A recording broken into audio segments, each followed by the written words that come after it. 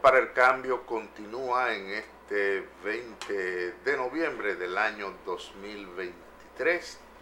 Ya estamos prácticamente en la etapa final del año 2023.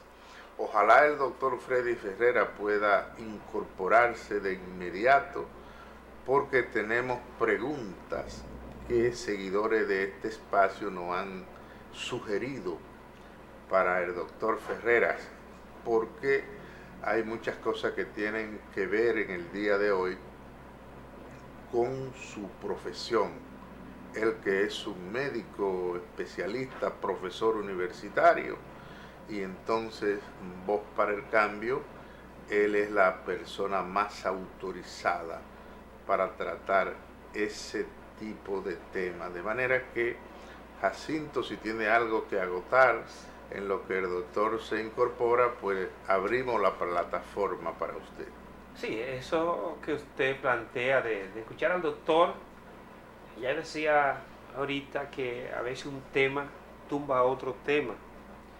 Y uno de los temas que ha estado aquí en la palestra en las últimas semanas es el tema del dengue, Juan Francisco, y la cantidad de niños, adolescentes y jóvenes que han sido realmente atrapados por el dengue y han logrado realmente el dengue quitarle la vida. ¿Qué pasaría ahora con este tiempo de lluvia, con tantas lluvias en todo el país? ¿Qué pasaría con el dengue?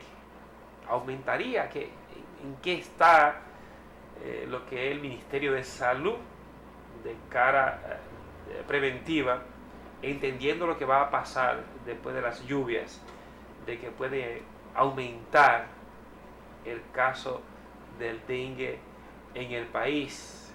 Entonces, pero no solamente el dengue, hay otras enfermedades que pueden ser causadas por este descontrol que hemos tenido.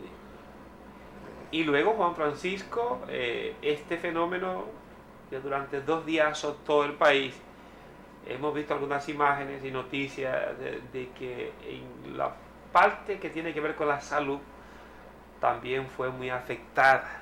Hay hospitales, centros de salud, en el caso del San Pedro de Macorís, que fueron inundados con este fenómeno de las lluvias. Realmente lograron calar y hacer grandes daños. Y todo eso acrecienta lo que es el peligro de la salud de un sector, en este caso de los enfermos, de envejecientes, de niños. Y nos gustaría escuchar al doctor referirse a este tema.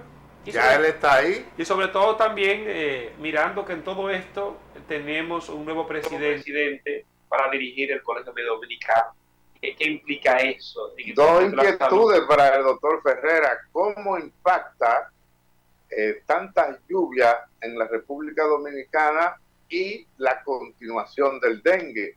¿Y qué puede esperar, nos han preguntado los médicos, de esta nueva gestión de Ariel Suero, presidente del Colegio Médico? Vuelve Ariel Suero, quinta o sexta vez dirigiendo el Colegio Médico Dominicano. Es el único que se parece a Joaquín Balaguer en ese vuelve y vuelve. Adelante. Yo creo que lo más importante de ustedes es el riesgo ahora de algunas recrudecimiento, ¿verdad?, de alguna epidemia que siempre las hemos tenido aquí presente. De manera estacional en estas épocas de verano, cuando las lluvias aumentan, sabemos que tenemos un recrudecimiento del dengue. Eso no es noticia, no es sorpresa.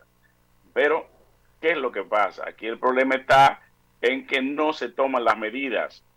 Aquí este es un país, como yo digo, que nosotros no podemos mudar la isla, no podemos remolcarla de manera, porque lo ideal sería que si pudiésemos, ¿verdad?, hubiera una manera humana, agarráramos a la isla, le pusiéramos 2 remolcadores y la lleváramos a lugares fríos, que en esta época... Yo les recomiendo a la gente que nos quedemos con la afirmación de Pedro Mir. Este es un país que está en la misma trayectoria del sol. Así es, del sol, de los ciclones, sobre todo, de las inundaciones, eso es histórico. No podemos decir otra cosa. No es así, pero óyeme una cosa, Juan Francisco, lo que yo no perdono es que las autoridades, cual que sea que estén, dirigiendo el país no tomen las medidas, simplemente nos dedicamos a contar las tragedias. Y pasa en cada periodo que hay grandes movilizaciones, pasa lo mismo. En Semana Yo no Santa. la perdono tampoco, yo no la perdono. En Semana Santa, ¿a qué nos dedicamos? Usted no puede defender un puesto, entréguelo, porque usted se juramentó diciendo que usted iba a salvar a los que no saben, porque mucha gente de esas ha muerto por falta de información.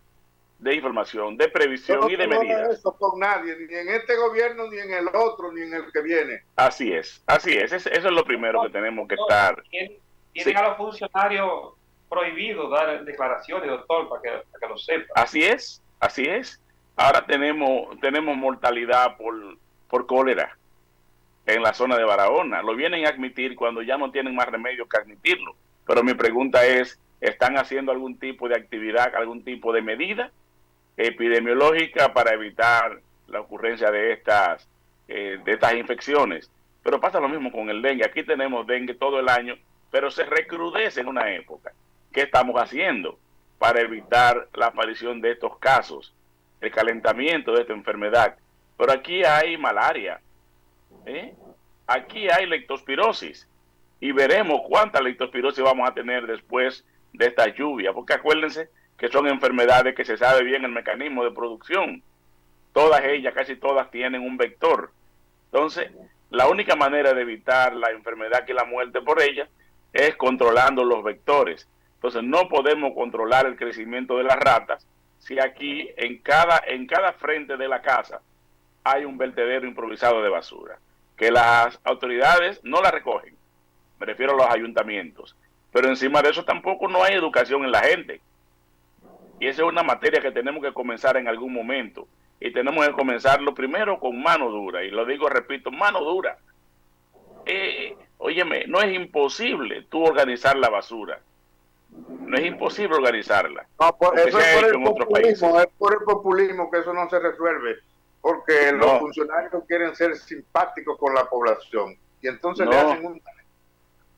No es eso. El problema es que la basura se convierte en un gran negocio para los ayuntamientos, es un gran negocio para los ediles. Ese es el problema, Juan Francisco. Y cuando hay choque de intereses, como pasó en Santo Domingo Este, el municipio entero se convierte en un gran vertedero. Y aquí se denunció en un momento que habían personas que sacaban la basura en camión y la recogían y la botaban en el lugar donde se vieran más, simplemente para torcerle el pulso al alcalde que todavía está allí dirigiendo el municipio, con el fin de hacerlo saltar del cargo. Y yo no estoy defendiéndolo, no estoy defendiéndolo, pero sabemos, la información que tengo es esa, que hay bandas organizadas porque hubo un trastrueque él no tuvo capacidad para denunciar eso como usted lo está haciendo ahora. Parece que no la tuvo o pensó que podía realmente hacer acuerdos para que esto no pasara como pasó. Pero es algo que se repite casi en todos los ayuntamientos. La recogida de basura es una materia, es el gran talón de Aquiles de la municipalidad en República Dominicana. Muy pocos son los municipios donde tú ves que hay una recogida y hay una limpieza. Baní, por ejemplo, es uno de ellos, donde realmente no hay, en la zona metro de Baní, ¿verdad? Tú ves que hay cierta organización, cierta limpieza, incluso en el sentido de las calles. Eso está más o menos organizado. Después la mayor parte de las ciudades de República Dominicana, y no decirle el Gran Santo Domingo, que yo creo que aunque es el espejo por donde nos miramos en el país, es una de las más desorganizadas de todas las capitales, yo iba a decir del mundo, pero sí, de gran parte del mundo que yo conozco. Sin embargo, eso es así. Sin embargo, doctor, por parte de lo que tiene que ver con la salud, a nivel general, desde el ministerio, en ningún momento yo he escuchado ninguna pronunciación por parte de esa cartera de ligar a la basura con el tema de las enfermedades. No, es que caminar juntos para hacer la denuncia y sobre todo lo que implica eso, una ciudad, unos pueblos contaminados, llenos de basura, que va generando estas enfermedades que hay. Yo quiero que el doctor haga una especificación a partir de esa pregunta. La basura, la lluvia junta, ¿cuáles son las enfermedades que se derivan de esas dos faltas? Ya mencioné la leptospirosis. Tenemos que tener cuidado porque la leptospirosis se va a transmitir a través de las excretas y de la orina de las ratas y de los ratones. Entonces, sobre todo, y aquí hago un llamado a la población, tener cuidado con... Que fueron invadidos de esas aguas que van contaminadas ya, a partir de lo que te está Claro planteando. que sí, están contaminadas, claro que sí. Sobre todo a la hora de usar algunos alimentos, los trastes de la cocina, deben lavarlo antes de usarla. Porque si hay ratas, a veces las ratas uno no las ve, pero sí conviven, porque las ratas dependen de los humanos para sobrevivir, porque los humanos son que le dan los alimentos. Esa basura que botamos de manera irresponsable, restos de alimentos, son los insumos para el crecimiento de las ratas, es lo primero. Lo segundo, el asunto del dengue. Todavía el COVID no se ha ido, debo llamar la atención de eso. El COVID hay menos casos. Los casos que tenemos son menos lesivos, pero hay casos de COVID todavía que se transmiten de persona a persona. En el caso del dengue, de la leptospirosis, de la malaria, se requiere entonces un vector, que tampoco hay política para erradicar el vector. Si no tenemos agua potable suficiente, no hay manera de controlar el crecimiento del mosquito Aedes aegypti, que es el mismo mosquito que transmite las dos enfermedades que acabo de mencionar. Tanto el dengue como la malaria son transmitidos por el mosquito Aedes aegypti.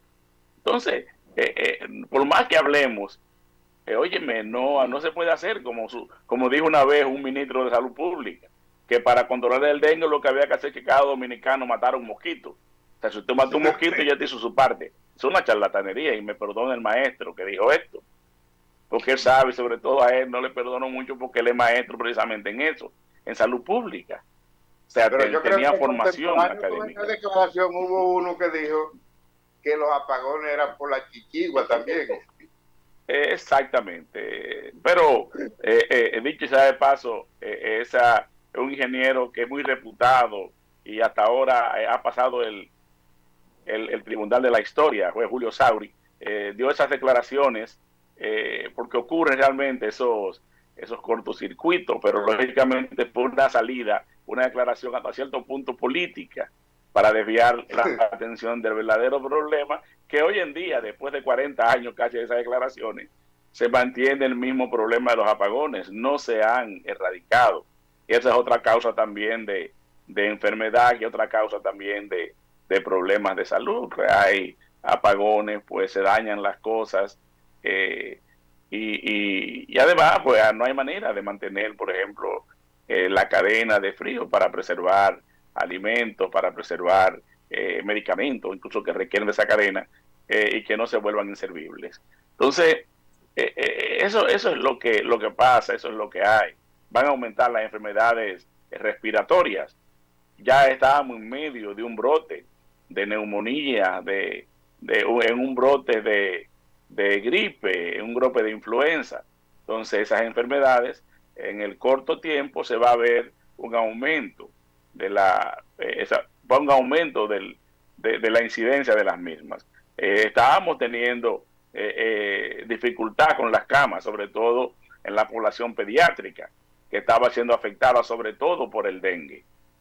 Eso va a seguir, eso no va a parar, y estas lluvias van a multiplicar realmente la presencia del mosquito en el entorno urbano. O sea que preparémonos para tener más infecciones respiratorias, incluyendo infecciones por dengue. Pero esa es la realidad que tenemos. Hay un compañero de los panelistas de Voz para el Cambio que él a veces utiliza una afirmación que yo creo que es de Trujillo, de que la lluvia pagan sus daños. Pero por lo que usted está describiendo, yo ahora me pongo como un poco equivo y yo no sé hasta dónde las lluvias puedan pagar todos los daños que ellas traen. Sí, eso se refería realmente al campo, y eso es una expresión incluso que lo utilizaban los pobladores originarios de la isla. Ellos sabían de los huracanes, los hurricanes, o sea, ellos le tenían y sabían que cuando había huracanes con la brisa se deshojaban y se caían las ramas secas, y esas mismas servían de abono. A eso se referían los indígenas en su momento ellos hablaban de la madre tierra y sus hijos. Una de ellas eran la lluvia y los huracanes. Entonces ellos sabían que después que ocurrían las lluvias, los huracanes, la tierra quedaba más abonada y podían sembrar y producir más yuca, más maíz, para ñame, más yautías, y había más alimentos. A eso se referían y a eso mismo es que se refiere el amigo a que tú haces referencia. En el campo Pero siempre se dice eso. Las lluvias pagan sus daños. Los indígenas tuvieron más precisión que lo que tuvo este gobierno con este último fenómeno, porque Así es. se afirma en la historia que cuando fue destruida las embarcaciones de Colón, los indios le advirtieron que venía un fenómeno. Los indios se ocultaron y se salvaron, y los españoles se murieron. Entonces, es algo parecido. Aquí ellos tenían más precisión que la que tuvo el gobierno en este fenómeno. Sabían en línea interpretar la naturaleza. Cuando uno visita lugares acá, cuando uno va a los Tres Ojos, aquí cerquita de Santo Domingo Este, o se va al este, que uno va a las cuevas que tenían preparado ellos, cuando venían estos fenómenos se metían debajo del agua, doctor, y salían entonces y se cubrían, metidos en esas cuevas hasta que pasaba el fenómeno. Entonces, ellos sí sabían interpretar la naturaleza, se preparaban, y entonces, ¿qué pasa? Parecería que eran más inteligentes que nosotros, porque el riesgo, la prevención en sí, en ellos, funcionaba, que aquí no funciona ahora mismo. Claro, así es, incluso Colón, déjame decirle, Colón aprendió la lección. En su tercer viaje, recuérdense, cuando él llegó a la costa de Santo Domingo, que los que estaban gobernando en ese tiempo, porque Colón, después del segundo viaje, lo trataban como un paria, los reyes católicos, para no cumplirle con las estipulaciones del contrato que firmaron en Santa Fe, las famosas capitulaciones de Santa Fe, ellos realmente desacreditaron a Colón, y a Colón no lo querían recibir en ningún puerto español, y llegó aquí, así, en estas épocas, y le dijo creo que era Obando, que estaba dirigiendo la ciudad de Santo Domingo, que lo dejara amarrar sus naves, y él le negó, y Colón sabía que venía el ciclón y pudo llegar creo que a la bahía de Ocoa, y se refugió allí, en un puerto natural, se refugió allí, y Colón pudo salvarse, y sus naves se salvaron. No así ocurrió con la gran flota española que estaba a la intemperie en el puerto de Santo Domingo, que perecieron, incluso perecieron porque se dieron a la mar, y creo que en ese periodo fue que se hundió la nave donde iba Enriquillo, donde iba Caonabo, y se perdió mucha riqueza en un naufragio que hubo porque no se llevaron de las advertencias de Colón, y lo que tú dices, los indios conocían, los indígenas conocían a perfección todo ese movimiento que es cíclico. Aquí anualmente vamos a tener un ciclón, vamos a tener una tormenta tropical. De eso no hay manera. Si sabemos todo eso, sabemos incluso la fecha en que va a ocurrir, caramba, ¿y por qué no ponemos remedio antes de estar lamentando las tragedias? Y sobre todo, doctor, cuando uno, ya que estamos en la parte histórica, cuando uno ve lo que es el casco colonial, en esa primera construcción que hizo Nicolás de Obando, luego vino el hijo del descubridor, en este caso Colón, pero usted sabe que fruto de un fenómeno natural, al principio era de este lado, Santo Domingo Este, que estaba la ciudad, o esa pequeña ciudad que empezaron a construir, y por un fenómeno que destruyó todo, fue que determinó luego construir lo que hoy es la zona colonial. La ciudad nueva, así que la ciudad nueva, como llamaba.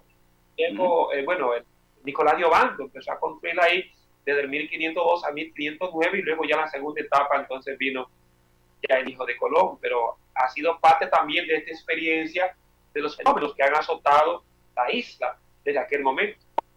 Así es, todo eso es así. Pero aún no fue incluso a mi afirmación, era buscando esa reacción de ustedes, porque sé que ambos dominan la historia colonial. Sí, fíjate una cosa importante, la ciudad colonial, cuando tú descubres los túneles que pasan por debajo de la ciudad, eran túneles para el drenaje de las aguas, para el drenaje.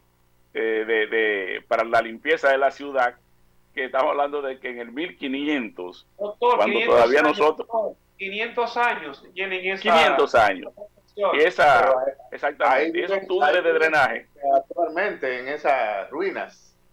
sí, sí, sí, pero esos túneles de drenaje que están debajo de la ciudad colonial, yo creo que es algo que debe darle en la cara a todos estos ingenieros urbanistas que hemos tenido, que no han sido capaces de seguir por lo menos eso, que se hizo en un momento donde la técnica no estaba tan avanzada como ahora. Sin embargo, ellos tuvieron la previsión, sabía que iban a haber lluvias, que todo el tiempo hay lluvia en el trópico. Ellos hicieron esos grandes drenajes que tú puedes caminar por allí, ¿entiendes? Por esos drenajes tú puedes caminar, porque cabe un hombre de pie caminando por ellas para limpiarlas. Y toda esa previsión la tuvieron los ingenieros, los urbanistas. Nicolás Giovando era ingeniero, era arquitecto. Sí. Pero Y en esa él y muchos de los otros. en ese Ponce de momento no León. existía el 10% para los constructores de obra. ¿Cuánto era? ¿El 10? Digo que no existía. No, Eso vino después. Sí, vino un poco después. Pero no era soborno. No era un 10, no era, como un 30 o 40%. A veces hasta el 100%, Juan Francisco. Bueno, qué lamentable que este pobre país haya tenido una desdicha por tanto tiempo. Nos prometen que nos van a llevar al cielo y nos dejan en la tierra. Doctor, no sé si usted estaría dispuesto para mañana a seguir, aunque sea la primera parte, esos 20 minutos, a hacer el espacio con nosotros. ¿Qué le parece? Claro, yo creo que sí, que pudiéramos dedicar, sí, los primeros 20 minutos. Analizar ahí con Juan Francisco lo que ha pasado en Argentina, en este triunfo. Caramba, bueno, los argentinos lamentablemente van a llorar lágrimas de sangre. Bueno, pero yo he visto en la prensa parte de la propuesta que tenía este candidato que me parecen como asombrosas. Bueno, ya, como dicen, la historia se repite, unas veces como comedia y otras veces como tragedia.